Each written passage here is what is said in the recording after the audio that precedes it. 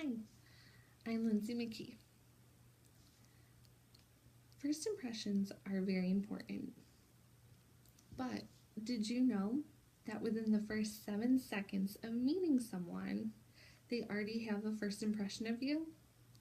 That's really fast. Today I'm going to talk about the body language that we give off, especially during our first impression with someone, whether it be a job interview or just meeting someone for the first time. I'm going to talk about how important body language is. I'm going to talk about it in hearing culture and also deaf and hard of hearing culture. Like I stated before, first impressions are extremely important. It's the way that we get to know someone. And normally when we first meet someone, we stick to that judgment that we got from them from their first impression. Such as, for example, if you are going into a job interview and you shake the person's hand that is interviewing you and it's very loose and limp, they might see that you're not as confident as you hope to be. Showing these differences in body language can help us in communication because we don't necessarily need speech in order to communicate with someone how we're feeling and our emotions. We're all very visual people, and so by giving off body language that we're listening to someone while we're conversing, or making eye contact with them really shows them who we are and how we perceive ourselves. To talk about deaf and hard of hearing culture, they actually have two different types of setup of body language that they have in deaf and hard of hearing culture, and they call them non-manual signals. The first type of signal that they have is WH questions. That is who, what, when, where, and why. They use these questions, these WH questions, to ask such things as, what's your name, or where do you live? When they ask these questions, they use their facial expressions, such as, if I'm asking you what your name is, that's a WH question, so I'm going to take my eyebrows and I'm going to furrow them down. So, if I was going to ask you what your name is, it might look something like this. Did you see how I furrowed my eyebrows down? This indicates to the person that I'm conversing with that I want to know what their name is. And hopefully they will answer with more than just a simple yes or no answer. It tells them that I want to know what the actual answer is, such as their name. Another example would be such as, where do you live? I might sign it like this. Once again, as you can see, I furrowed my eyebrows down to indicate to the person that I'm talking with that I want to know what the answer is. The second type of non-manual signal that deaf and hard of hearing culture has is yes-no questions. This is opposite than WH questions. In yes-no questions, I'm looking for a yes or no answer. So instead of furrowing my eyebrows down, I'm going to bring them up. So if I'm asking you if you are a student, it might look something like this. Did you see how I brought my eyebrows up? Then hopefully the person I'm conversing with would either answer with a yes or a no, and then we can continue the conversation from there. Another example would be for me to ask if you were deaf, and it might look like this. Once again, I brought my eyebrows up to indicate that I want a yes or a no answer. The one part that can be tricky is rhetorical questions. Maybe I'm just telling someone my name. If I was going to do that, then I might sign something like, my name is, and this means what in sign language. And once again, as you could see, I furrowed my eyebrows down.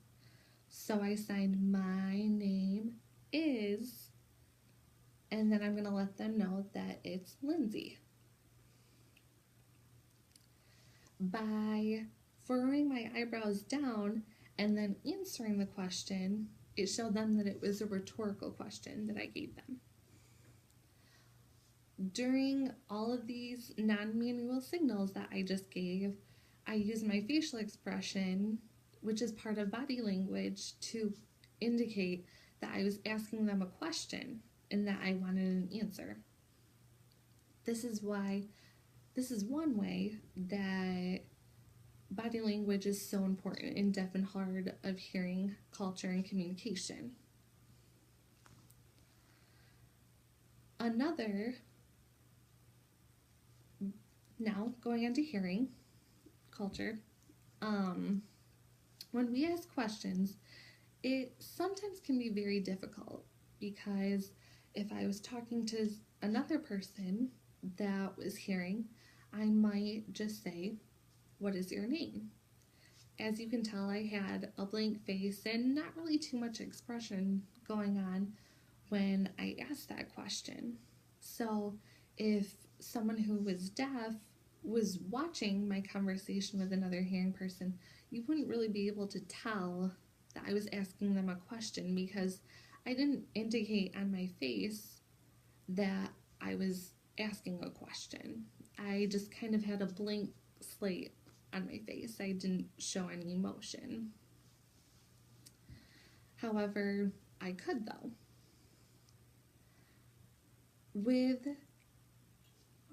In being hearing culture, you don't always need things, just like in deaf culture, you don't need communication in hearing culture you don't need speech in order to convey the message to someone of what you're doing. For example, if someone asked me something and I was stroking my chin, I'm not giving off any type of verbal communication. I'm giving off nonverbal communication by letting them know that, I'm thinking of something right now, or I'm thinking of your answer. Just by stroking my chin, it lets them know that I'm thinking.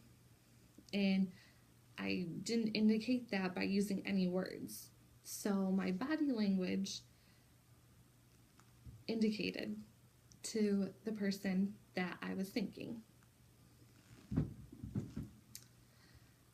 Another good reason for body language in hearing culture is that we all can work on listening skills.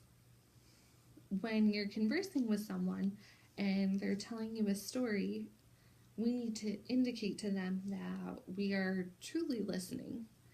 And what's great about that is we can ask questions, but if there's not time, or if we don't want to interrupt them by asking questions, there's other ways that we can show them that we're listening and that we understand what they're saying just by using our body. For example, if someone was talking, I could shake my head to let them know that I understand what they're talking about and that I am following our conversation. Or I can lean forward with my shoulders and my body to let them know that I'm engaged in the conversation. If I was back to them, then they might not think that I'm really paying attention. Another great way is keeping eye contact with them to let them know that, yes, it's a conversation between you and I am paying attention. Giving that affirmation, letting them know that the conversation is still flowing. Sometimes when we're communicating, with someone, our body language and what we're verbally communicating don't always match.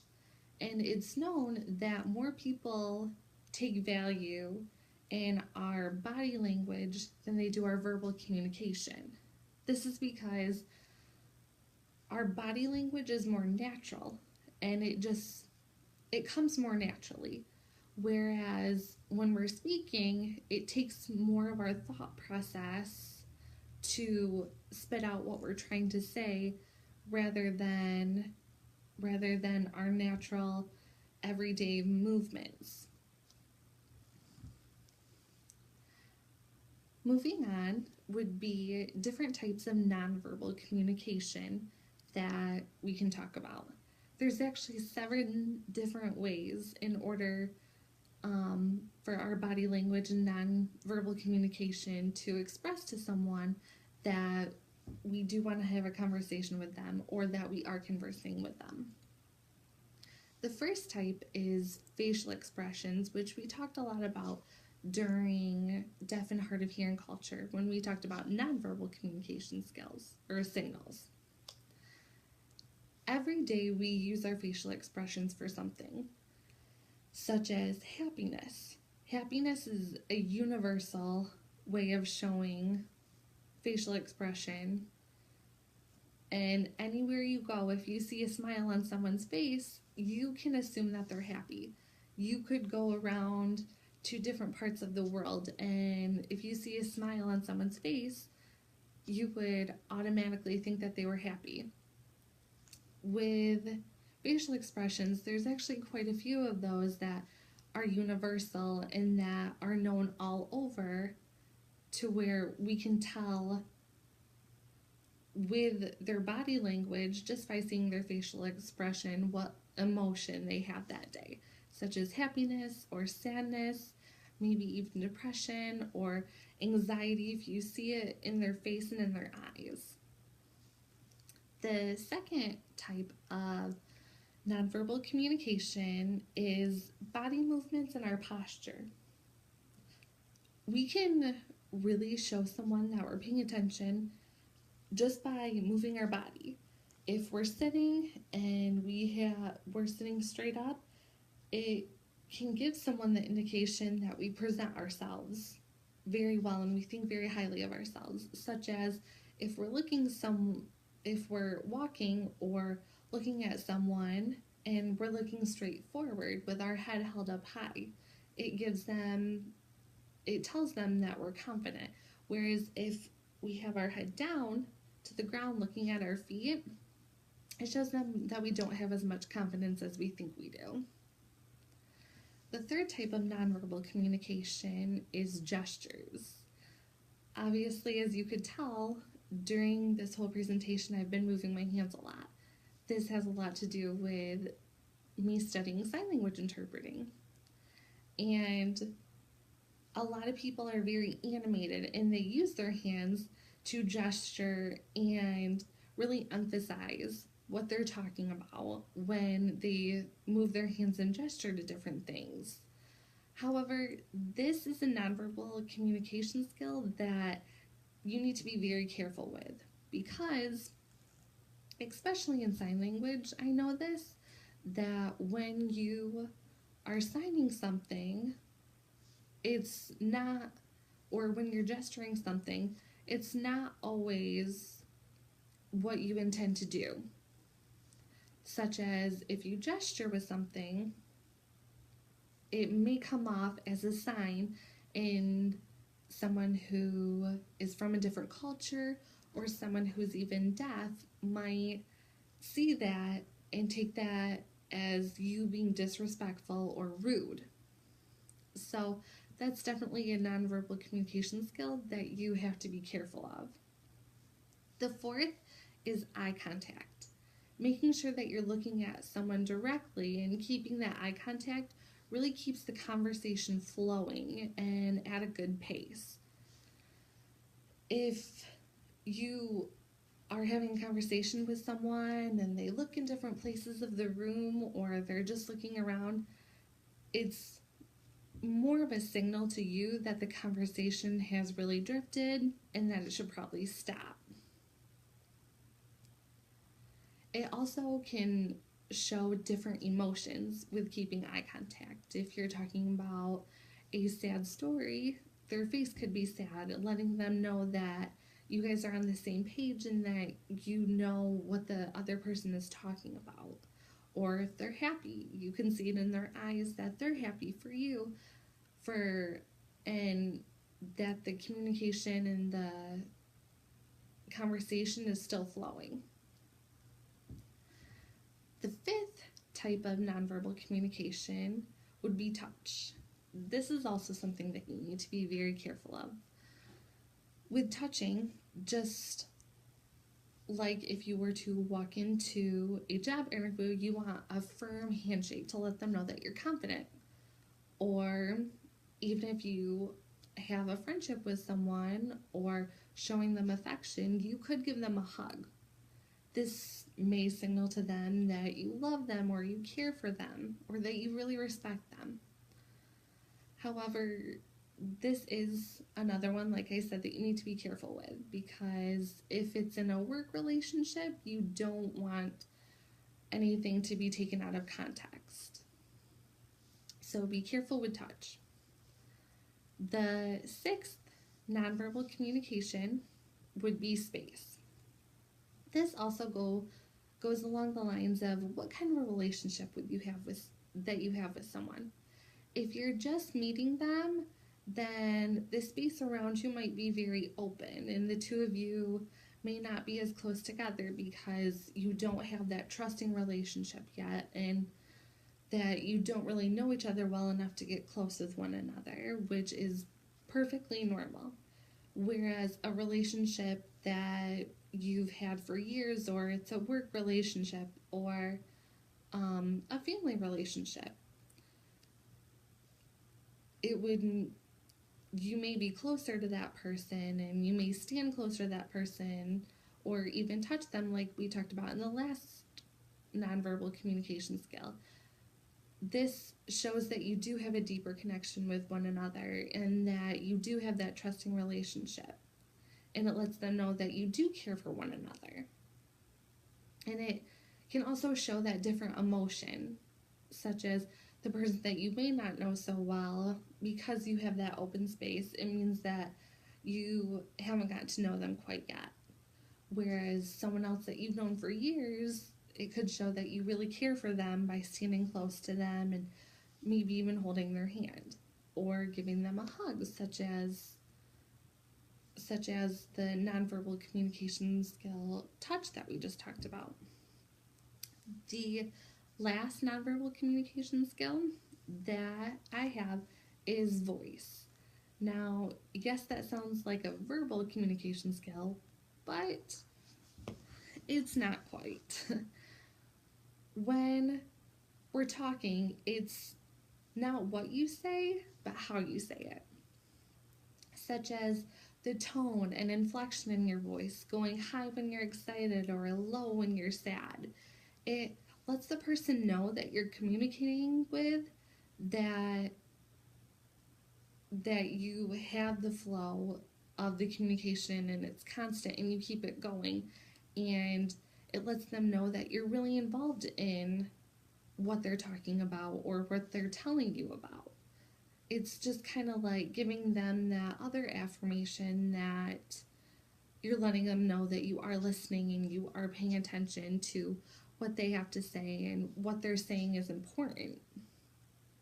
It has to do a lot with listening to what they're saying and listening to their tone and how they're saying it. It expresses their emotion of the story that they're trying to tell or what they're really trying to convey to you. Once again, body language is so important when you are meeting someone or just getting to know them. It's a great way to show how you perceive yourself by giving off that body language that you're confident and that you are someone that people should get to know. it's a great way to let people in and let them know who you are.